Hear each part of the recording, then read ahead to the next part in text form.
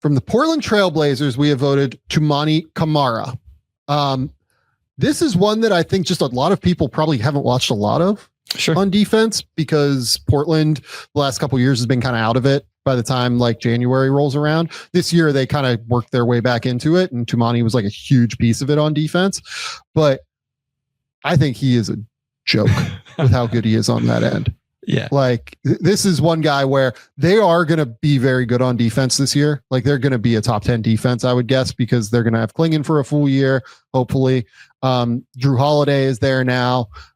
They're very clearly building around that piece of it. They are clearly going all in on like making their identity defense. And I think people will take notice of that. I think he will be their best defender outside of maybe Klingon. We'll see what Klingon can do on that end. I think he has a chance to be like very special on that end. If he continues to like get into better shape and like just lose some of the baby fat that he had this year and everything. But Camara on the wing is like awesome. And it's positional. It is smooth. It is polished. The big thing with him is like the guy just like takes charges and like is always in front of you.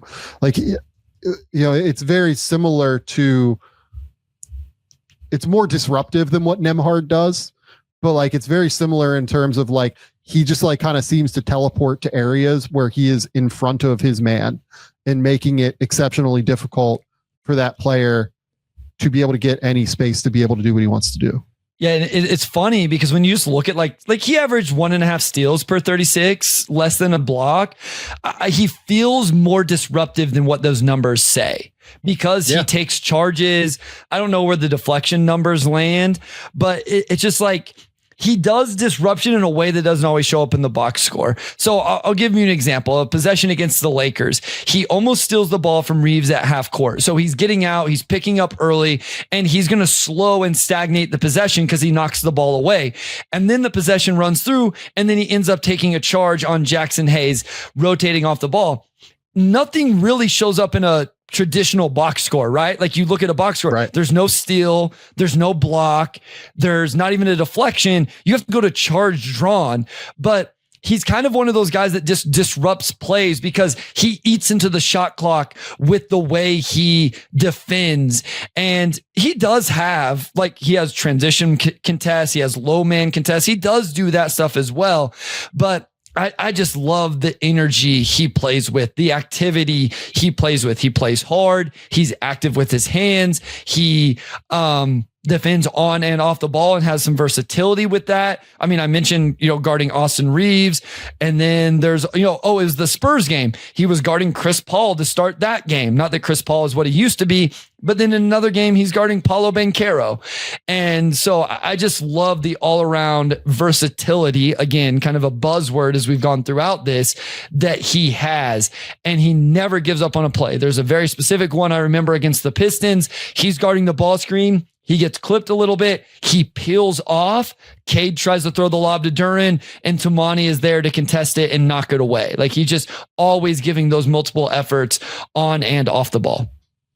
Yeah. So in terms of like loose ball recoveries, he's top 50 in the league. Charges drawn, he's obviously first in the league. Like, that's, the number where people look at him now. Like, that's just become a thing, obviously. And if you add the charges drawn to like the steal numbers, he really starts to elevate league wide in terms of like, he's actually like basically forcing like 2.2 turnovers per game, right?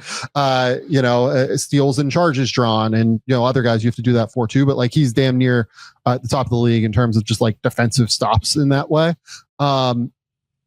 Deflections, he's top 35 in the league. Like, he does consistently get home with deflections, right? Like he is somebody that is more disruptive than what just like the pure steal numbers and everything say, but he also is like valuable and gets out like as a weak side rim rotator at times, right? Like he's bigger than what you think. Like, he is like 6'8". He's a big body dude. Like, he was like a 4'5" at college, basically, who was just athletic enough to be a real wing in the NBA. I mean, watching him defend is so fun because it's a combination of both things. It is cerebral in terms of like very clearly with how he's like positioning himself.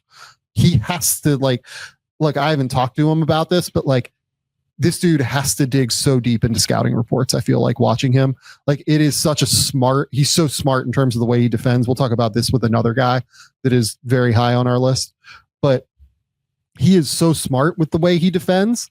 And then on top of it, he does have the tools. Like he is extremely athletic. He's 6'8" with a 7-foot wingspan. Like he is consistently in front of you on defense and can take bumps.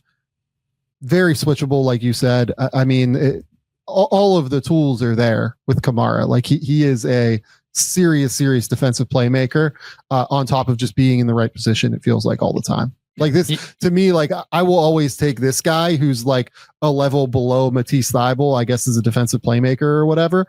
And in terms of like hand disruption and everything. And we didn't rank Thybulle just because, just doesn't frankly play enough at this point in his career.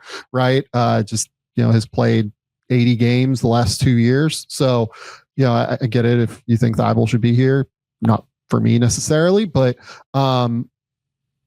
I think Camara is just way more solid and steady and kind of brings a lot of the positive aspects that Thybulle does, but then is also just really strong and physical and switchable on the ball too.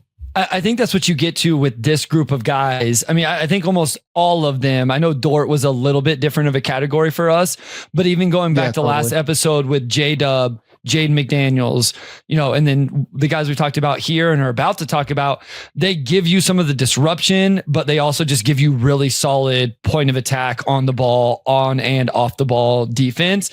A lot of them are similar in that capacity, even though some do go about it in different ways, right? Like Jaden McDaniels doesn't look like, these guys, and Asar does it with like elite athleticism, but it's still I would still think it's the same archetype of wing defender that we're valuing here.